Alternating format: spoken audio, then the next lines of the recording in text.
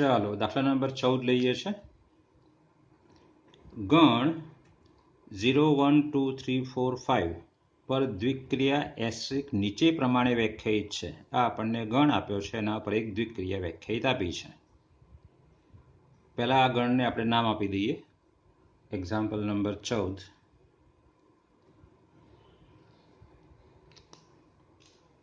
a બરાબર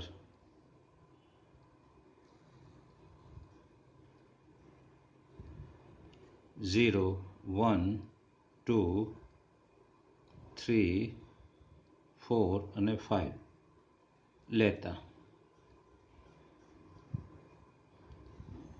જો અહીંયા દ્વિક્રિયા જોવો શું છે તો લખું છું અહીંયા દ્વિક્રિયા અહીં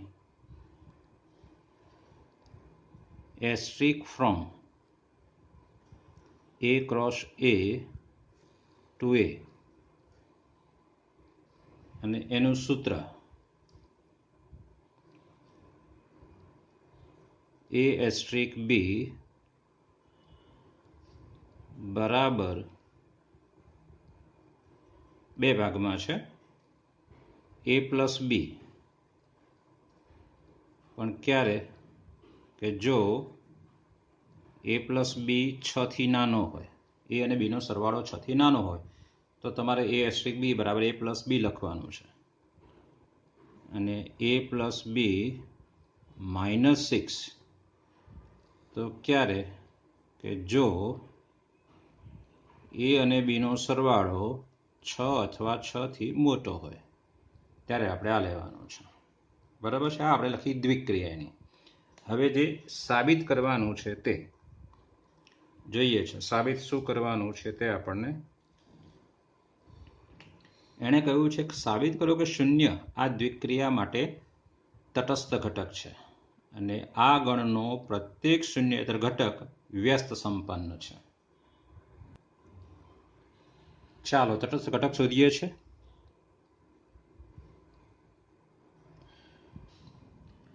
ધારો કે E તટસ્થ ઘટક છે,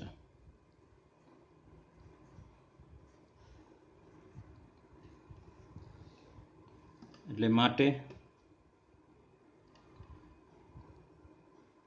a એસ્ટ્રિક E બરાબર E એસ્ટ્રિક a બરાબર a।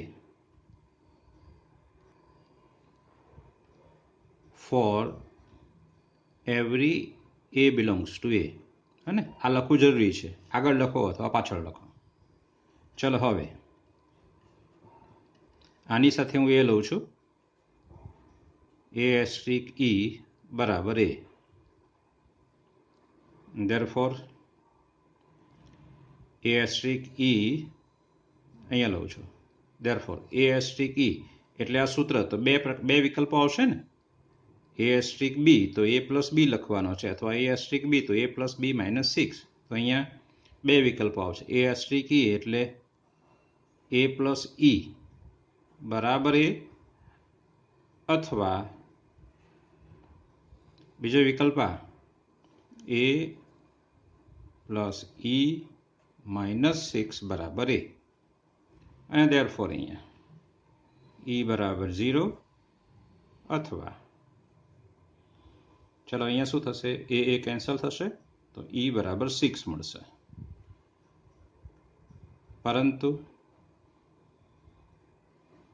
6 does not belongs to a, એમાં હોવો જોઈએ પાછો એ તટસ્થ ઘટક, એટલે માટે e બરાબર 0। અને વળી આપણે ચકાસવાનું છે, વળી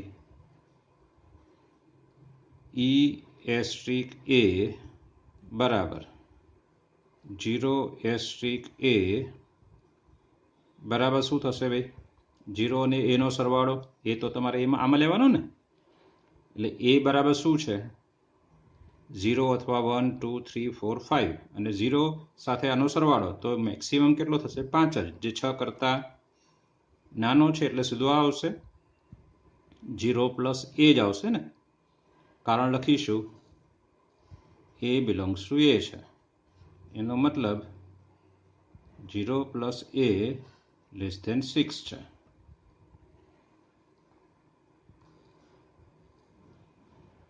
એટલે બરાબર શું આવશે? a. એટલે માટે તમે કહી શકશો કે 0 તટસ્થ ઘટક છે.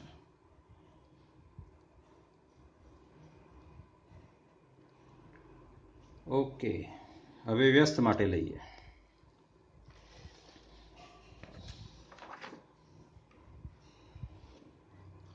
ચાલો આગળનો પોઈન્ટ.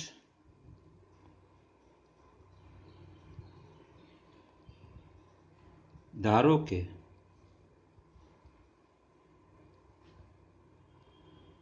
એનો વ્યસ્ત બી છે.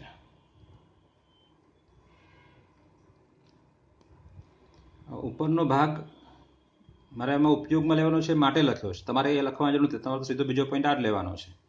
આપણે હવે અને આ ગણનો પ્રત્યેક શૂન્યતર ઘટક વ્યસ્ત સંપન્ન છે.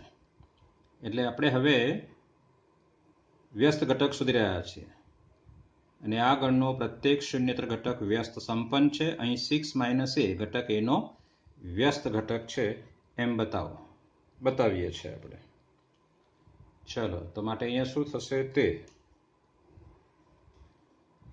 એ બીનો વ્યસ્ત છે, તો માટે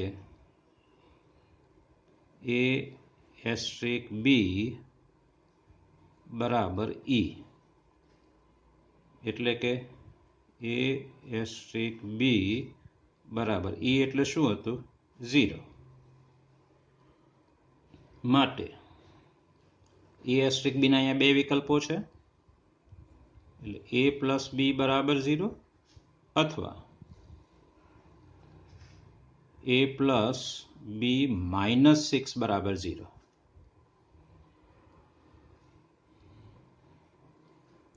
જોઈએ અહીંયા. Therefore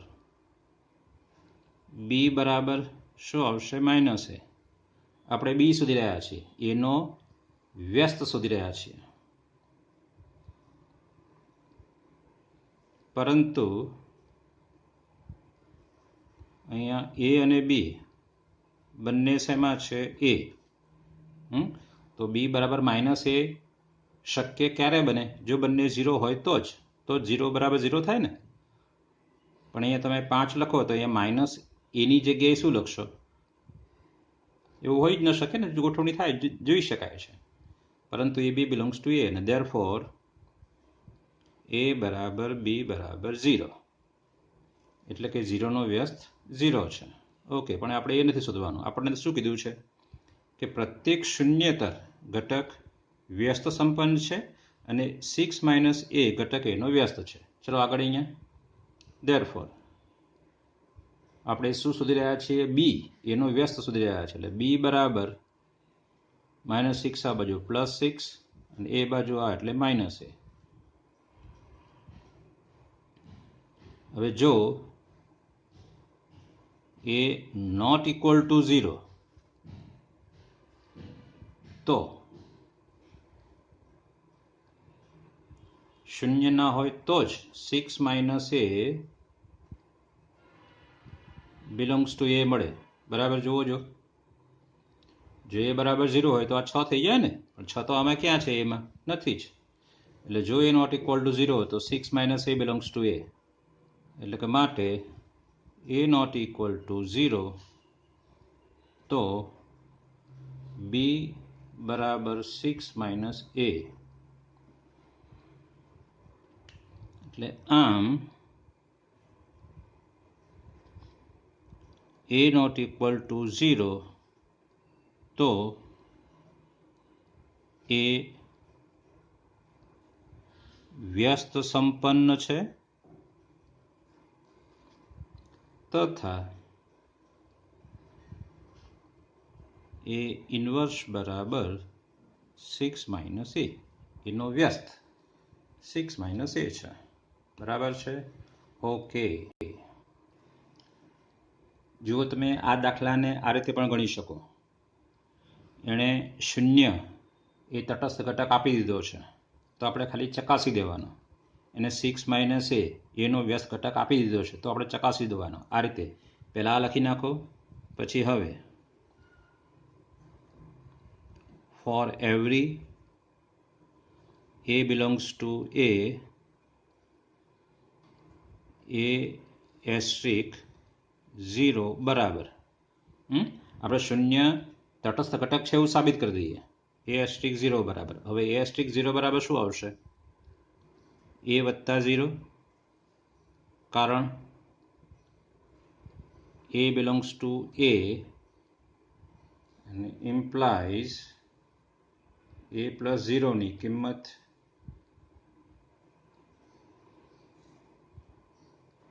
implies a plus 0 less than 6 થશે ને.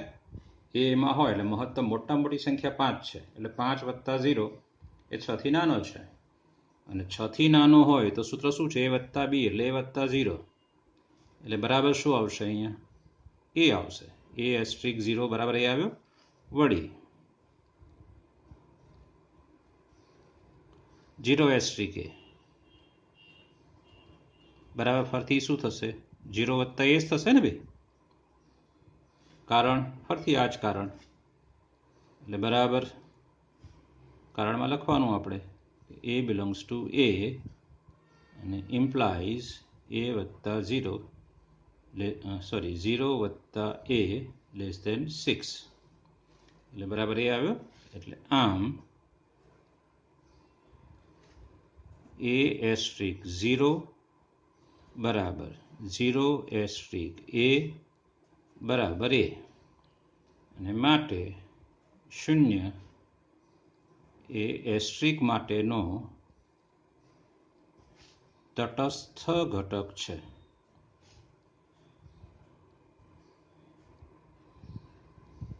બરાબર છે. આ સરળતાથી સાબિત આપેલું હોય તો. ધારો કે આ દાખલામાં આપણને આપેલું નથી તો પછી આગળ જ કઈ રીતે આપણે એ કરવાની છે, પણ અહીંયા તો આપેલું છે એટલે તમે સીધું આ લખશો તો ચાલશે. ચલો વ્યસ્ત ઘટક માટે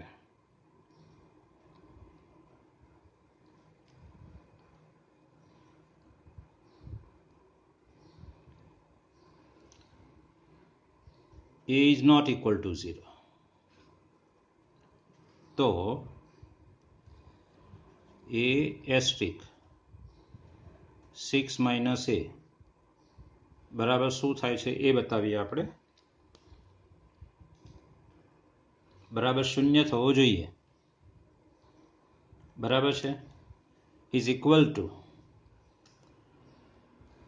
a વત્તા 6 માઇનસ a માઇનસ 6 થશે.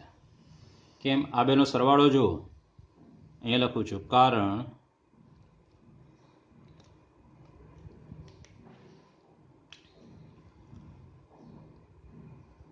કારણ a વત્તા 6 માઇનસ a, આ a અને 6 માઇનસ a, આ બેનો a અને b નો સરવાળો કરું છું, આ b કહેવાય. a અને b નો સરવાળો કરો તો કેટલો થશે? એ અહીંયા કેન્સલ થશે, આપણી પાસે એ કેન્સલ થશે, એટલે બરાબર કેટલા આવશે? બરાબર 6 અને ઇક્વલ ટુ બેનો સરવાળો 6 હોય અથવા એના કરતા જોવો જરા a plus B 6 equal to આમાં છે, એટલે a પ્લસ બી 6 કરતાં મોટો હોય તો આપણે આ લખવાનું છે a પ્લસ બી માઇનસ 6, એટલે આ પ્લસ બી અને માઇનસ 6 લખ્યો. સમજાયું આમાં? ઓકે. હવે શું થશે તે આપણી પાસે અહીંથી બંને કેન્સલ થશે. હા, એ પણ ઉઠશે અને 6 પણ ઉઠશે, એટલે બરાબર શું આવશે? 0. ઉલટું ચકાસી લઈએ. વળી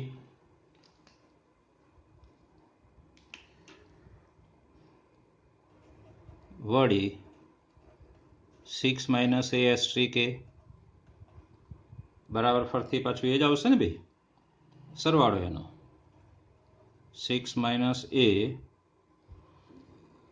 પ્લસ a માઇનસ 6, કારણ આ જ કે આ બેનો સરવાળો લખીએ, ફરતી પાછું કારણ લખીએ. ચલો,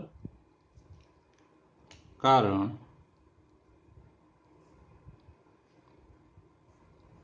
6 માઇનસ a પ્લસ a બરાબર. તો એ કેન્સલ થશે એટલે 6 આવશે. એટલે તો પછી આ એ છે ને આ બી છે, તો આ બેનો સરવાળો ઓછા 6 લખવો પડે આપણો આ ગુણધર્મ. એટલે બરાબર ઇઝ ઇક્વલ ટુ, ચલો એ કેન્સલ 6 છે એટલે 0 આવ્યો. એટલે આમ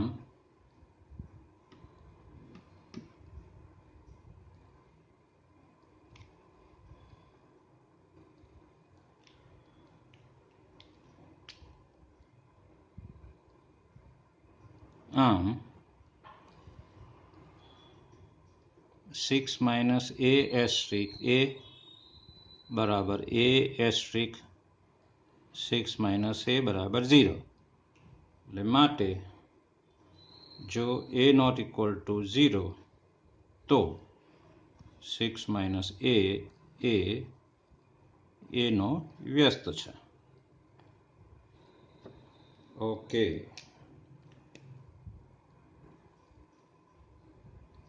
એક્ઝામ્પલ 15 લઈએ.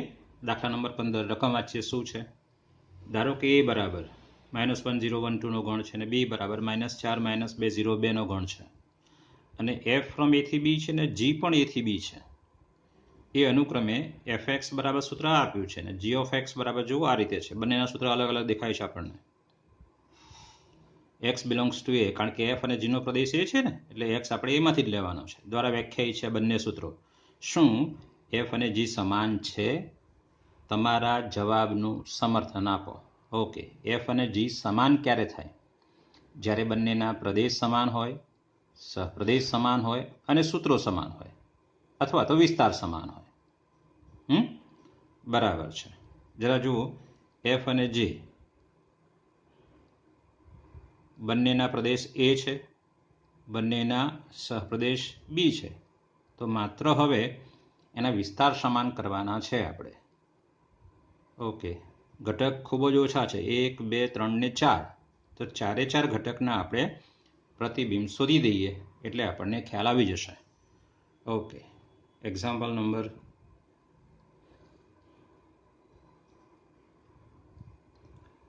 અહીં એફ ફ્રોમ એ ટુ બી અને એફ ઓફ એક્સનું સૂત્ર જે આપ્યું છે એ પણ લખી દઈએ આપણે. એફ ઓફ એક્સ બરાબર x² - x અને જી વિધેય આપ્યું છે એ લખી દઈએ કે જી ફ્રોમ એ ટુ બી અને જી ઓફ એક્સ બરાબર શું છે તે 2 માનાંકમાં x -1/2 માનાંક પૂરો અને પાછળ -1. આ જી ઓફ એક્સનું સૂત્ર છે આપણી પાસે. ઓકે. હવે આપણે એ લખીએ છીએ તથા એ બરાબર -1 0 1 અને 2 4 ઘટક છે એમાં. એફના પ્રદેશ સમાન છે, સહપ્રદેશ સમાન છે. હવે પ્રતિબિંબ સમાન છે કે એ જોઈ લઈએ. ચલો એફ ઓફ -1 શોધીએ.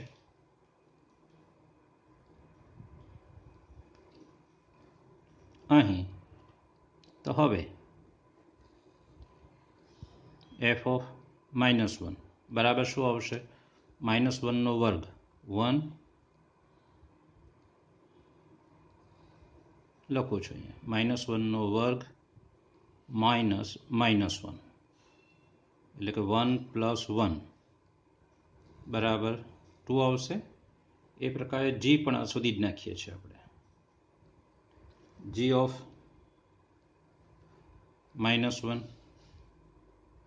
તો 2 માનાંકમાં એક્સની જગ્યાએ -1, અહીંયા -1/2 અને પાછળ -1 છે. ચલો ઇઝ ઇક્વલ ટુ અહીંયા 2 આવશે. આ કેટલા થશે? બંને માઇનસ છે એટલે 2 × 2 ને 1 3 એટલે -3/2 -3/2 એનો માનાંક 3/2 +3/2 થઈ જશે અને પાછળ -1 છે. ચલો ઇઝ ઇક્વલ ટુ આ 2 2 કેન્સલ થશે એટલે 3 - 1 એટલે બરાબર કેટલા આવશે 2. જોઈ શકાય છે બંને સમાન છે.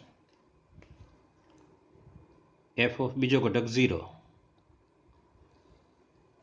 f ઓફ 0 બરાબર તો 0 નો વર્ગ -0 એટલે બરાબર શું આવશે 0.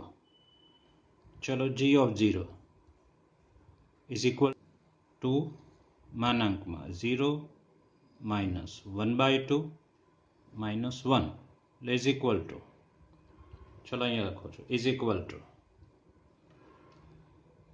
2 અને અહીંયા આવશે 1/2 કૌંસમાં -1/2 નો માનાંક +1/2 અને પાછો -1. ચલો આ 2 ઉડી જશે એટલે બરાબર શું આવશે 1 - 1 એટલે શું મળશે 0. જોઈ શકાય છે બંને સમાન છે. તમારે 1 અને 2 માટે જાતે ચકાસવાનું છે. અને હવે લખવાનું છે આપણે કે આમ બધા સરખા જ થવાના છે. આમ for every x belongs to a, f of x બરાબર g of x છે. એમાંથી તમે કોઈ પણ x લો છો, કોઈ પણ ઘટક લો છો તો સમાન મળે છે. અને માટે f બરાબર g, કારણ પ્રદેશ સમાન છે, સપ્રદેશ સમાન છે અને એના પ્રતિબિંબ પણ સમાન છે. એટલે માટે બંને વિધેય સમાન વિધેય છે. ઓકે, ચાલો મિત્રો દાખલો 16 લઈએ છે. ધારો કે a બરાબર 1 2 3 છે તો 1 2 અને 1 3 ને સમાવતા તથા સ્વવાચક અને સંમિત હોય પરંતુ પરંપરિત ન હોય તેવા સંબંધોની સંખ્યા ખાલી જગ્યા છે. એક્ઝામ્પલ સમજવા માટેનો છે. શરૂ કરીએ છીએ આપણે 16મો દાખલો. અહીં a બરાબર 1 2 3 આપ્યા છે. મતલબ a ક્રોસ એમાં કેટલા ઘટકો આવશે 3 × 3 9 ઘટકો આવશે. બરાબર છે.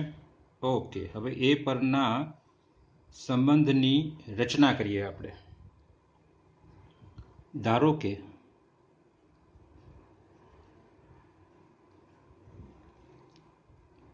R1 માગેલ સંબંધ છે,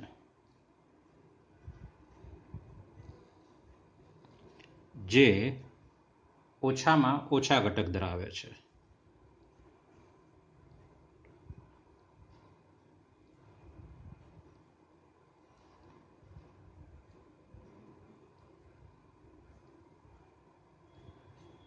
મતલબ નાનામાં નાનો છે એવું કહી શકાય. ઓકે, હવે R1 એ માગેલ સંબંધ છે તો પછી શું કીધું છે કે સ્વવાચક હોવો જોઈએ. માટે 1 1 2 2 3 3 belongs to R1. એણે કીધું છે કે સ્વવાચક હોવો જોઈએ ને 1 2 અને 1 3 ને પણ સમાવતો હોવો જોઈએ તથા 1 2 અને 1 3 belongs to R1. અને માટે 2 1 અને 3 1 belongs to R1, કારણ R1 સંમિત છે. એને કહ્યું છે જુઓ જરા, આ બેને સમાવતા સ્વવાચક અને સંમિત હોય પરંતુ પરંપરિત ન હોય. તો જોઈએ આપણે પરંપરિત નથી એવું બતાવીએ. વળી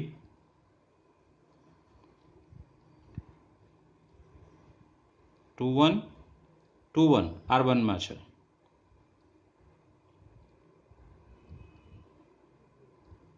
અને 1 3 પણ R માં છે, belongs to R1. 2 1 અને 1 3 2 1 અને 1 3 belongs to R1 છે, પરંતુ 2 3 does not belongs two R1 એટલે માટે R1 પરંપરિત નથી. એટલે આમ R1 બરાબર શું થશે તે એટલે આમ R1 બરાબર 1 1 2 2 3 3 1 2 1 3 2 1 અને 3 1 અને ગણ પૂરો મતલબ R1 પૂરો. આ આપણો માગેલો સંબંધ થયો. એક સંબંધ આપણે બનાવ્યો. એણે કહ્યો છે એ પ્રકારે 1 2 1 3 ને સમાવતો, સ્વવાચક પણ છે, સંમિત છે અને પરંપરિત નથી એવો સંબંધ R1 તૈયાર થઈ ગયો આપણી પાસે. ઓકે, હવે બીજો સંબંધ બનાવીએ છીએ. તો આમાં કેટલી જોડ વપરાય?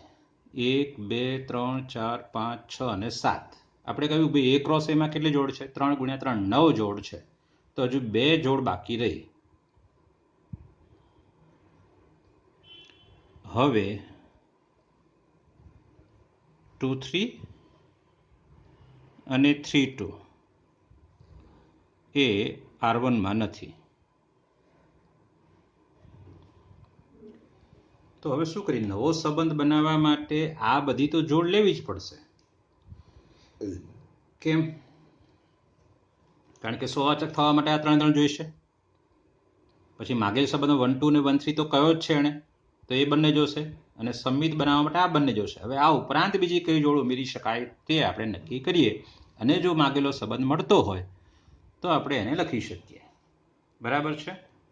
ઓકે, 2 3 ને R1 માં ઉમેરી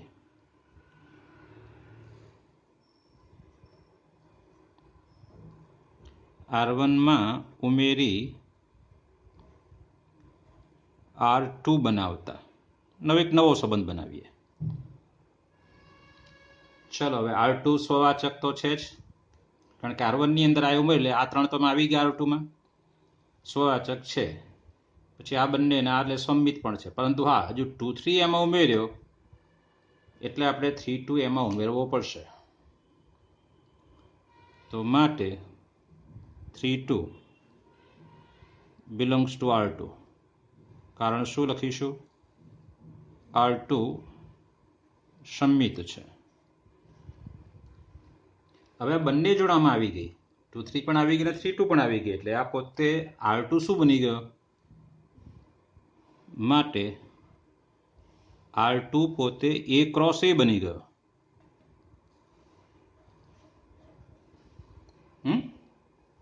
કારણ કે 7 જોડ તો આમાં હતી જ ને, બીજી આ 2 આમાં ઉમેરી દીધી આપણે નવો સંબંધ બનાવવા માટે, માગેલો સંબંધ. 2 3 તમે R1 માં ઉમેરો છો અને R2 બનાવો છો, પણ R2 ને સંમિત બનાવવા પાછો 2 3 નો ઉલટો 3 2 મૂકવો પડશે R2 માં. અને 3 2 મૂકશો તો પાછો R2 આખો A ક્રોસ A બની જશે. 9 9 જોડેમાં આવી જશે એટલે A ક્રોસ A બની જશે.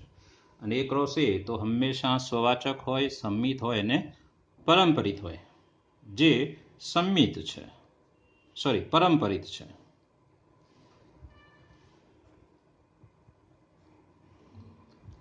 એટલે માટે R2 માગેલ સંબંધ નથી.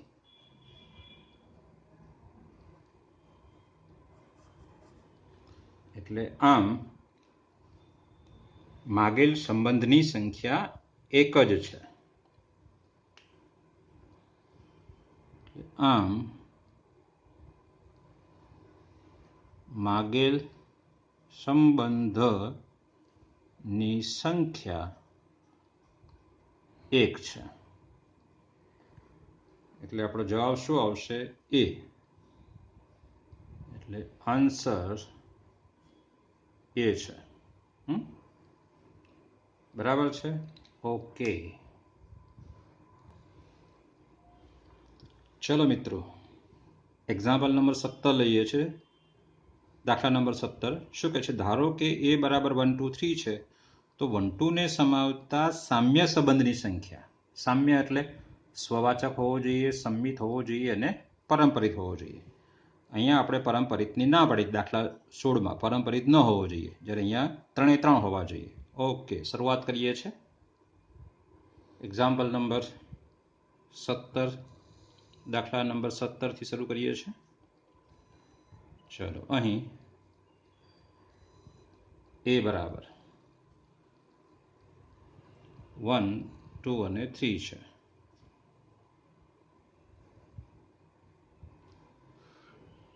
ચલો માગેલ સંબંધ લખીએ. ધારો કે માગેલ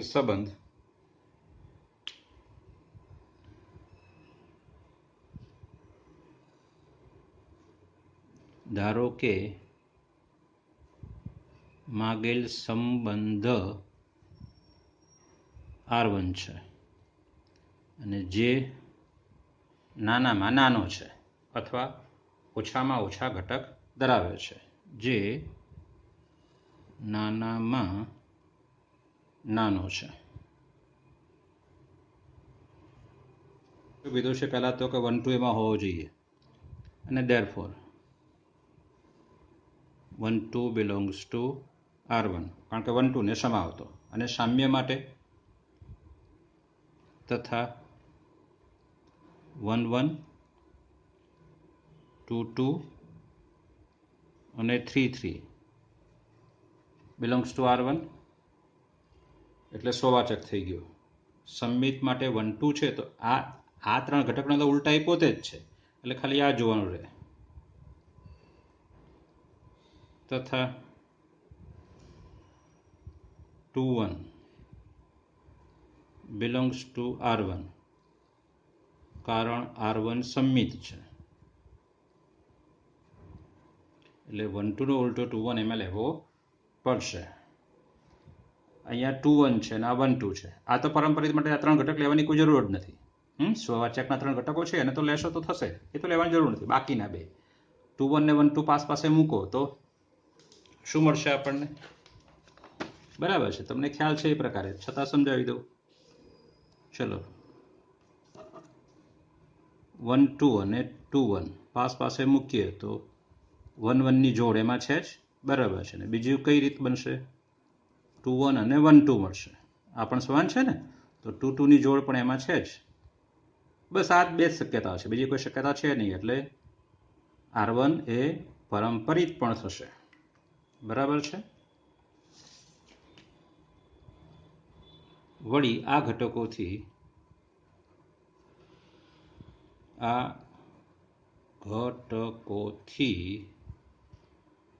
R1 પરંપરિત છે. એટલે માટે R1 બરાબર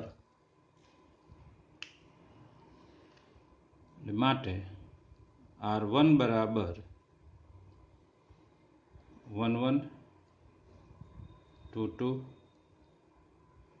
3, 3, 1, 2 અને 2, 1. બરાબર છે.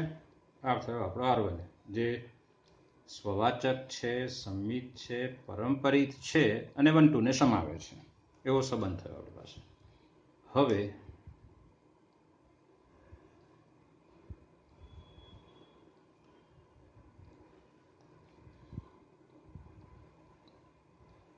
કુલ આ જોડ 1, 2, 3, 4 ને 5 જોડો R1 માં છે. A ક્રોસ A માં 3 ગુણ્યા 3 9 જોડ આવશે. એમાં 5 આવી ગઈ છે. હવે કેટલી રહી? 4. બરાબર છે, એ લખીએ. હવે 1, 3, 3, 1, 2, 3 અને 3, 2 એ R1 માં નથી. હવે નવો સંબંધ બનાવવા માટે આ 4 જોડમાંથી એક જોડ R1 માં ઉમેરવાની.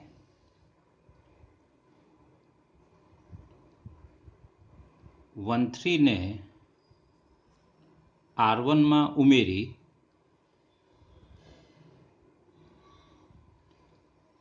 R2 બનાવતા.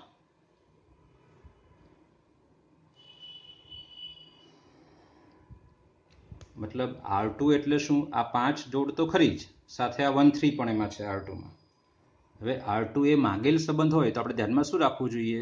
કે એ સામ્ય સંબંધ છે. તો સામ્ય સંબંધ છે એટલે સ્વવાચક, સંમિત અને પરંપરિત. અને સ્વવાચક તો થવાનો છે કારણ કે આ ત્રણ જોડજોડમાં છે એટલે સ્વવાચક ચકાસવાની કોઈ જરૂર નથી. માત્ર સંમિત અને પરંપરિત ચકાસીશું. 1 3 ને આપણે R2 માં લીધી તો માટે 3 1 એનો ઉલટી જોડ પણ R2 માં લઈશું. કારણ લખીશું R2 સંમિત છે. હવે જે ખાસ જોવાનું છે, વળી આપણે સંમિત તો બનાવી દીધું, હવે પરંપરિત ચકાસવાનું છે. તો વળી 3 1 અને 1 2 બિલોંગ્સ ટુ R2 છે. 3 1 તો આપણે R2 માં લીધો જ ને 1 2 તો એમાં છે જ ને R1 માં. આપણે એ આખું લેવાનું ને એની અંદર આ એક જોડ ઉમેરવાની છે એટલે કુલ 6 જોડ થાય. એટલે 3 1 ને 1 2 બિલોંગ્સ ટુ R2 છે. હવે આ બે સરખા ઘટક દેખાય છે આપણને, તો 3 2 એમાં હોવો જોઈએ. એટલે therefore 3 2 બિલોંગ્સ ટુ R2. કારણ શું? કે R2 પરંપરિત છે. ઓકે, હવે પાછો 3 2 એમાં મૂક્યો, પરંતુ R2 તો સંમિત છે. પરંતુ R2 સંમિત હોવાથી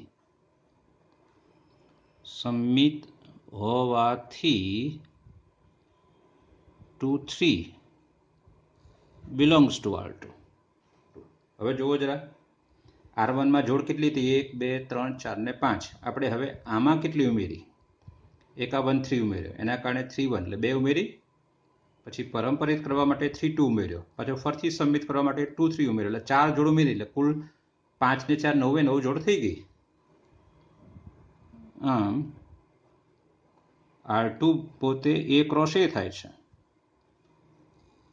બને છે. અને જે હંમેશા સામ્ય સંબંધ છે. A ક્રોસ A હંમેશા સ્વવાચક હોય, સંમિત હોય અને પરંપરિત હોય. અને માટે R2 સામ્ય સંબંધ છે, એટલે કે માગેલ સંબંધ છે.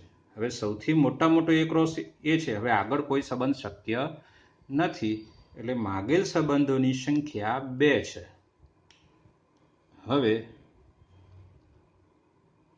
હવે કોઈ સંબંધ શક્ય નથી, એટલે માટે માગેલ સંબંધની સંખ્યા